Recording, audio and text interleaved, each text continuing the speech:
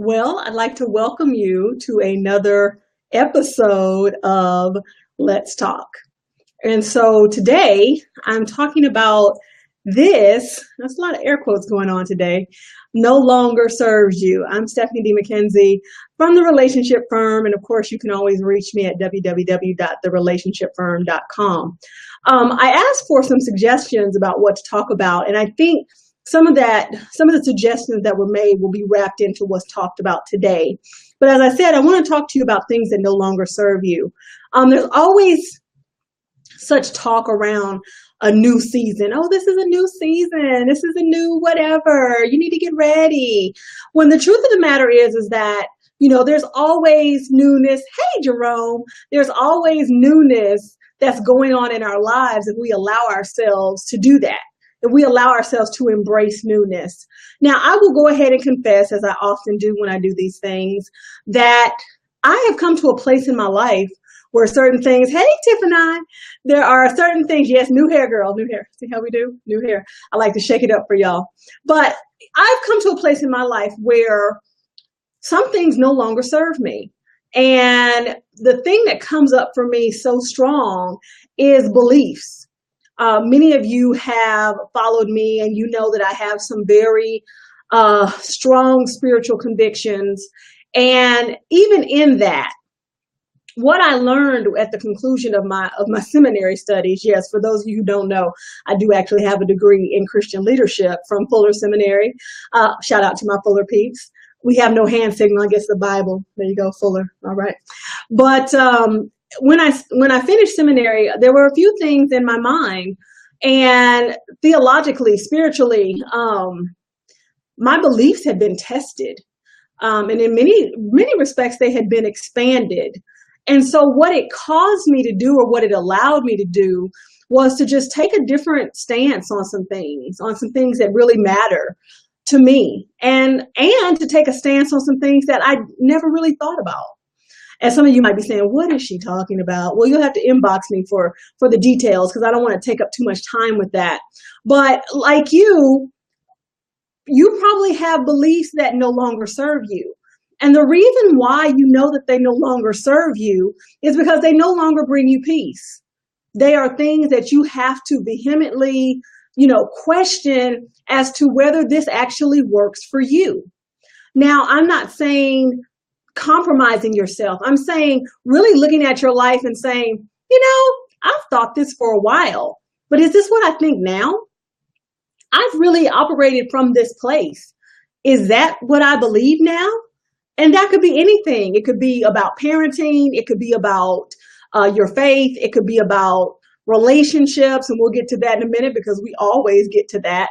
But many times, like I said, this whole thing about a new season, you can have a new season in your life every day. Don't get me wrong. I believe in seasons, moon phases and months and harvest things. I mean, look at an almanac. You'll see the seasons all over it. But I'm saying that you can have a new season in your life every day that you decide to discard things that no longer serve you. And so we started this conversation about beliefs, the things that we think, the things that we've beholden. Hey, Jerome, again. That's my classmate, y'all. I love when people in my past drop by in my present. It makes me feel really special. So thank you for taking the time. But you can have newness anytime you decide to discard things in your life that no longer serve you. So that could be your beliefs. That could be what you think. That could be how you do things. I love when people say things like, oh, I've done this my whole life. Oh, okay. So does it still serve you though? I don't care if you're 60 years old and you've been doing something for 60 years of your life. Okay, I'll give you 58 because maybe the first two you were kind of like, I really don't know what's going on. I like my thumb in a bottle. But if you've been doing something for the majority of your life, that doesn't validate it as still needing to be here. That doesn't validate that belief. The only thing that validates it, hey, Esther, such a beautiful soul. Hey, Esther. Esther's dropping by. But hey, Mark. My family is here. I love when my family drops by. But the thing we have to look at is, how is this serving us? How is this helping us move to another level? Or has this belief, this thought, this idea, this ideology, has it become dead weight? Is this thing that we think really the reason why we're not moving forward? Wow. Wow. Well, you've been doing this your whole life. You've been thinking this your whole life. You've been taught this your whole life. But is this the reason why your whole life is still stuck in the place where it's been stuck? That's a lot to think about. And so we really have to learn to check ourselves. We have to really humble ourselves and say, hey, is this serving me? Hey, is this what I believe? Hey, is this making me better? Is this taking me to another level? Or is this keeping me from something? Is this keeping me from experiencing greatness? Is this keeping me from going deeper in my spiritual relationship? Is this keeping me from going deeper in my relationships, period? Is this thing that I think, this idea, this ideology, this belief, is it holding me back? So that's one place where we have to wonder, is this still serving me? Another place is situations. And I'm going to keep this one short because y'all know I can go. But situations. And some of y'all will add ships on the end of that. So situation ships, but we'll get to that as well. But and you know what? Let's lump that in because that could be a situation that no longer serves you. And one of the hardest things in life is to look at a situation that you're in and say, this isn't for me anymore. I don't want to do this anymore. On my personal page, there was a conversation about closure and ending. And sometimes I think the question that was posed was about closure when you can't talk to the person. Maybe they died, maybe they moved on, maybe they're just no longer in your sphere of influence. Yeah. And so you have to really begin to question, how does me holding on to this serve me? I had a great conversation this week with a really good friend of mine, and we were discussing the terms selfish and self-centered. Now, for me, the way he defined self-centered is the way I define selfish. And to me, being self-centered is a bad thing. For him, being selfish is a bad thing. But nevertheless, our definitions are the same, but our terminologies are different, nevertheless. But I feel like it's okay to be selfish based on my definition, which is being able to look at your life and make yourself a priority and say, hey, this situation is not working out for me. Again, even if you've been at your job for 30 years, is this situation working out for you beyond the paycheck, beyond the people, beyond having someplace to go every day? Is this situation working out for you? Same thing with relationship, but I want to save that. I don't want to get too deep into that.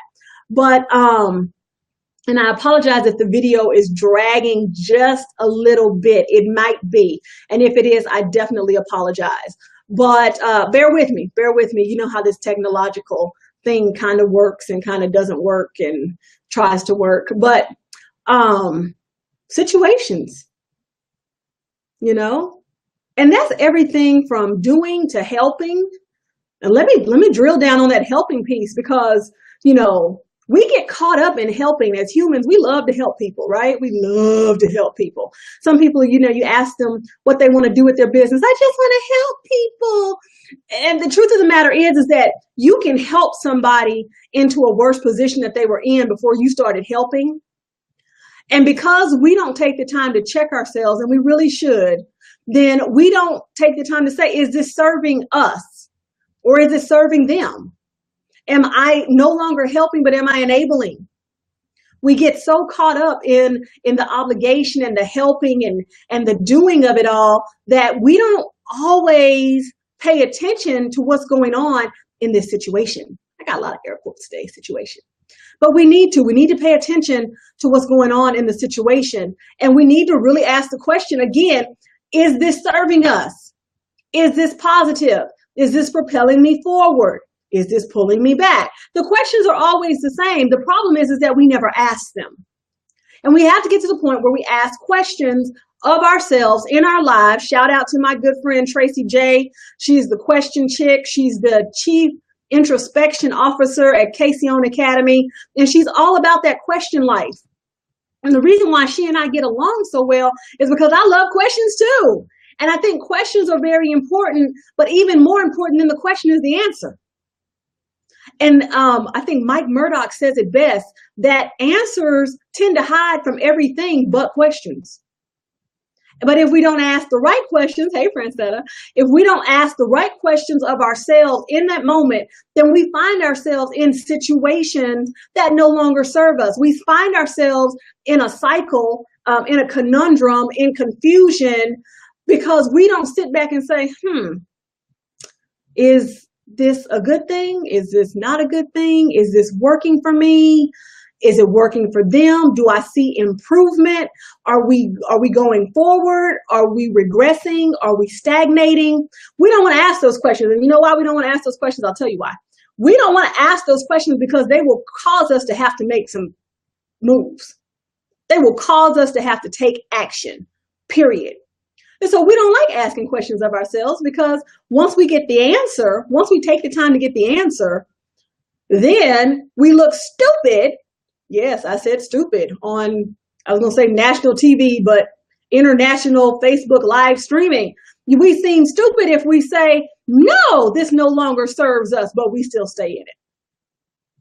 How many people do you know like that? I did it. I spent 10 years in a relationship that no longer served me in 6 months. How did you do it, Stephanie? Because I'm stupid. Not stupid. Stupid. Like, if you want to put an S on my chest for that, it'll stand for stupid. But we don't like to ask hard questions. We don't like to ask questions of ourselves. We don't like to check ourselves. We do it sometimes, but we don't do it nearly as often as we should. And lastly, like I said, I told you I was going to keep this one short because you know I can go. The other thing we need to ask is this serving us as people in our lives? Because people are the gateway to your next level. I'm going to say that again. People are the gateway or the doorway to your next level. And the reason why is because the people in your life can bring things in and they can let things out. More so, they bring things in. I often teach people a tool called add, subtract, multiply, and divide. I didn't make it up. I actually heard it on a broadcast of Paula White. But it makes a lot of sense. When I add you to my life, what gets subtracted, what gets divided, and what gets multiplied. If the multiplier is drama, then it might be best for you to go. And again, that's one of those things where we look at a situation that we're in with a particular person, and this could be a friend. This doesn't have to be a spouse, a lover, or anything. It doesn't have to be romantic. We spend more time, and let me say that better. We waste more time in platonic relationships than any other relationship that I've ever seen, because you can't really pick your family. Now, you can distance yourself, and I know this firsthand, and sometimes you need to. Some of y'all just nod, don't. Your family might be around you. It's okay. I'm here for you. Big hugs. But friends, keeping our friends in our lives when it's time for them to go, when they've literally met their expiration date, when that friendship has met its expiration date, I think is one of the greatest epidemics and travesties in the world. Seriously. Because how many of you know people that say, oh, she's been my friend since high school? Well, that's interesting, because it seems like you've been footing the bill since high school. Oh, it seems like you've been taking her in when she reaches her low points since high school. It seems like you've been trying to fix things for her ever since high school. And let me mind you that high school may have been 20 to 30 years ago. And so in that, well, again, we get caught up in this helping thing. We got to help people. If I have it, I got to give it. I'm blessed to be a blessing. Yes, you are. But you're not blessed to be an enabler. You're not blessed to enable people to not be what they should have been and they would have been if you hadn't stepped in. I hope you caught that, because I cannot say that again, literally. Let's see. No, I can't. So we have to begin to look at the people in our lives. And is this person keeping us back? Is having this person in our life at the level we have them in our life? See, I put a little twist on it. Is that still serving us? Is it time for our best friend just to become an acquaintance? Is it time for some of our acquaintances to come closer into us and be in greater proximity because of the level that they are on? They can help us navigate what's coming next. See, we have to stay present. Hey, Ingrid, thank you. Shout out to Ingrid. She makes jewelry. It's awesome. Check her out on Facebook and Instagram. What is the brand, Ingrid? Put it up for me. I want to say it's Suzette. Sexy Jewelry by Suzette. No, that's not it. But you got to let me know before the show is over so I can shout out everybody. But her jewelry is amazing. I have one of her rings. I'm not wearing it today. I wish I was, but it's amazing. So check her out. But we spend way too much time with people, friends, people we call friends. And we don't ever want to sit back and say, I've been friends with this girl since high school. I've been friends with this guy since high school. And this relationship is not mutually beneficial. Yes, there are some people that you're supposed to help, but helping, again, is not enabling. And when you enable somebody, you keep them from becoming self-sufficient. It's one thing if somebody says, hey, I've been out of work for a while. I've been looking for a job. Things don't seem to be coming through. I had 6 interviews today. Could you loan me $100? Versus, I just gave up on finding a job. I know you got a spare room. Can I come live in it? That's enabling. Like, that's flat out enabling, because once you satiate their need, what drive will they have to move forward? Once they have a roof over their head, hey, there's no reason to go look for a job, as evident by their current behavior. So we have to begin to become more diligent. And I say we because it's me too. I don't ever say anything in public that is not touching me. I'm not that person to say you, and you need to, and you need to. No, we need to. We need to get more diligent about who we let take up space in our lives, period. That's it. Because again, if it's not serving you, if it's not taking you to new levels, if it's not encouraging you, if it's not edifying you, if it's not elevating you, then it probably needs to be eradicated in some shape, form, or fashion. I'm not saying that I want you to go out and make that grandiose statement on your Facebook page. I'm in an unfriending mood. If you make it, God bless. We don't have to do all of that. We're grown-ups. What we can do is begin to look at the space that we have people in. Look at our life organizational chart. Did we make somebody a VP when they really need to be a frontline manager? Right? Did we make somebody CFO, which means they're in charge of the money, but they're not good at money? Why do we do that? Happens every day. Ask Allen Iverson. Ask some of your pro athletes who decided to make their friends and their buddies their agents and their managers. But these are people that don't know how to be agents and don't know how to be managers. And I won't call any more names because some of you know some of the people that I could actually bring to the forefront because I witnessed this firsthand. But looking at things that no longer serve us is key. It's so key to everything. And you'll find the weight lifting off of you when you begin to ask questions of yourself and begin to look at your life and say, do these beliefs serve me? Are they taking me higher? Are they holding me back? Are they weighing me down? Do they cause me confusion or do they bring me peace? Same thing with situations. Is this situation moving me forward? Am I moving somebody else forward?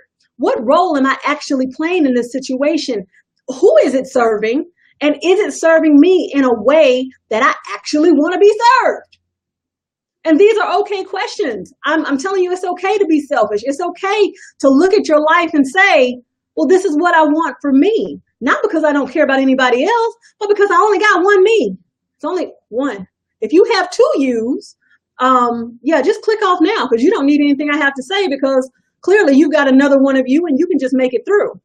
But by that same token, people, beliefs, situations, and people, we have to always take inventory. We always have to ask, is this serving me? How is it serving me? How do I make this work out for my good? Some of you right now are probably extremely sad or heavy or burdened because there's somebody in your life that relationship is not serving you or it's not serving you the way you need to be served. Think about it. Figure out what you want. If you're married, give that person the opportunity to hear you out, right? If you're not, give that person the opportunity to hear you out. We don't ever want to cut people off, but we definitely want to communicate our expectations first and hold people to them second. But nevertheless, that's really all I had to say today. I just want to encourage you in this new season of your life to look at the things that no longer serve you, and don't be held hostage. Gosh, I remember when I was a kid, people would always, and that's one of the reasons why I like cringe at the thought of traveling internationally. But when I was younger, people would get kidnapped all the time and held hostage in foreign countries. Some of you are old enough to remember that. I think it was Jesse Jackson that had to negotiate a hostage release.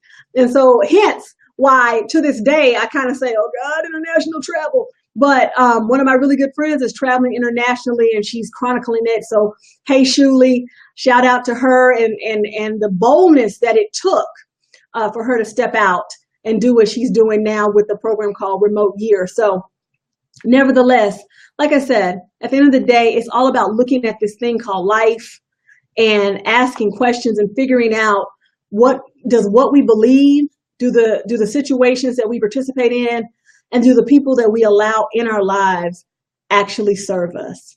You deserve an amazing life. Go get it. That's it. Have a great one.